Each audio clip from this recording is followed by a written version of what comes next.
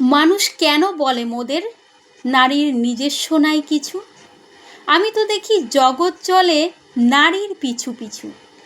বাপের ঘরে লক্ষ্মী আমি, স্বামীর ঘরে অন্নপূর্ণা, ছেলের ঘরে জননী আমি, আমি ছাড়া সংসার অসম্পূর্ণা। আমার থেকে আপন করতে আর কি কেউ পারে? বাপের ঘরকে ছেড়ে এসেও পরকে বাঁধি ঘরে।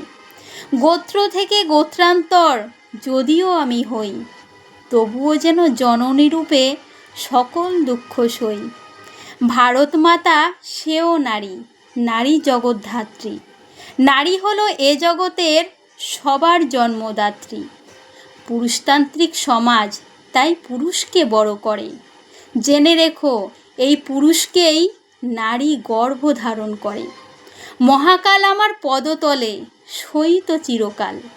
আমি ছাড়া এ জগৎ সংসার সবই হবে অচল।